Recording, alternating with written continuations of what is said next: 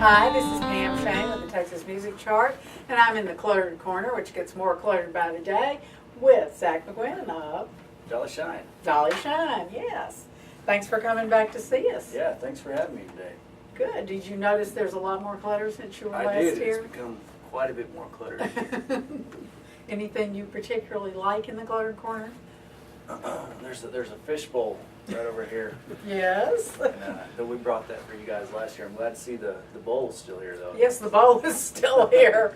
I always say that I can kill any plant, and I don't think I killed the fish. I think someone else did that. But thank you for thinking of it, Zach. Yes, ma'am. Okay, here's a really important thing that I have to ask you since you're from Stephenville. Where is Stephenville? Stephenville is about 70 miles below Fort Worth. Okay. Do you feel put upon by being that close to Fort Worth? Not necessarily. I think Stephenville's been a really good place for us to live, and it's such a musical hotbed down there, so I mean, it's a good place to be. Yeah.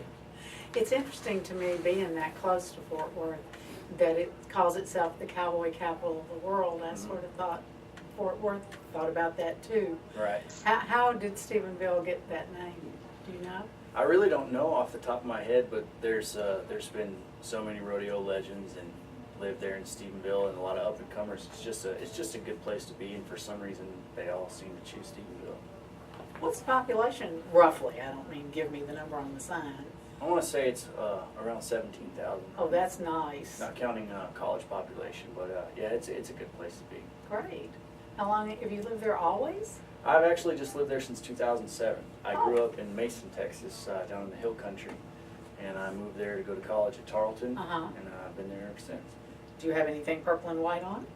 Not right now, I sure don't. Not today, I'm kind of dropping the ball on that. Oh well, go Tarleton. There you go.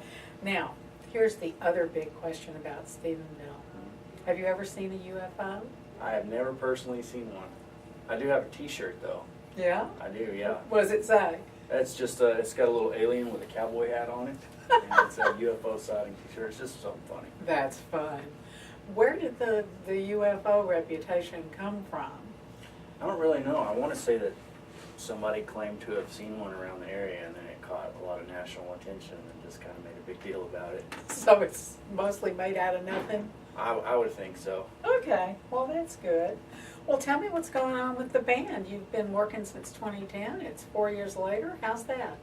Things are going really well. We just put out our new record in August, and it hit #1 on the Billboard Heat Seekers charts, and it was #7 on iTunes Country charts. And That's nice. yeah, so we've just been lucky to be in a great music scene where they do support, independent music. Yeah. You know, I was, for some reason, something I was working on earlier in the week, I was looking again at all the venues, and it's truly astonishing.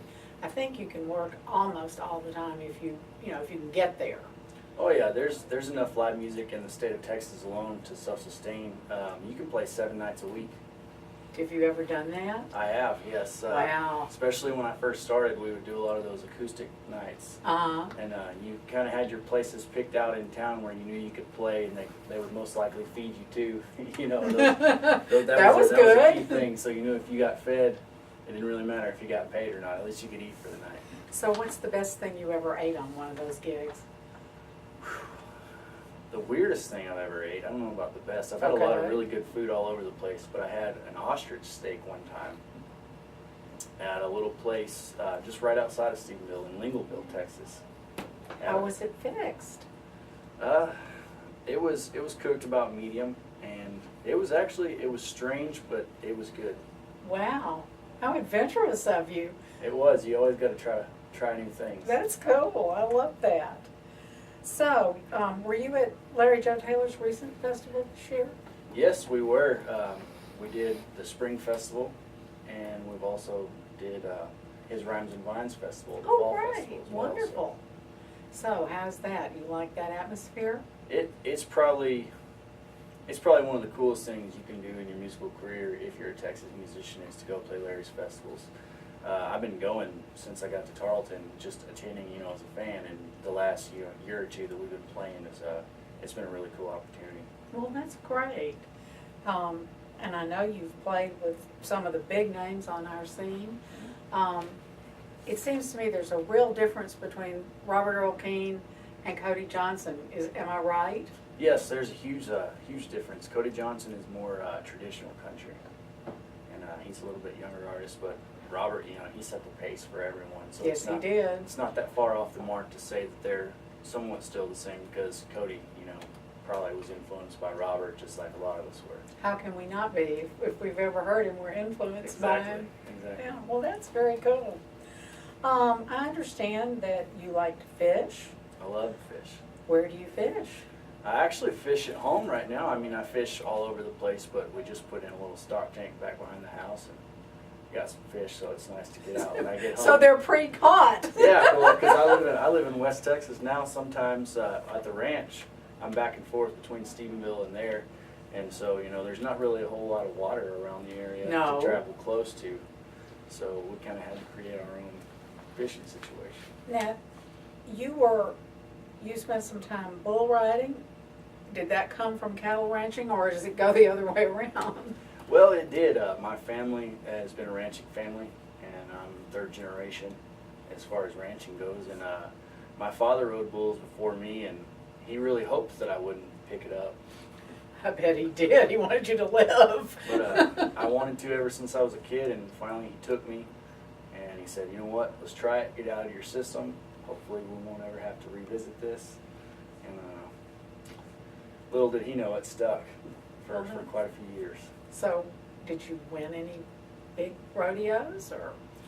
Nothing too major, just here and there wins. It wasn't enough to pay my bills, and when I got hurt, it was pretty easy decision that you can make a better living playing the guitar, and you can do it a lot longer.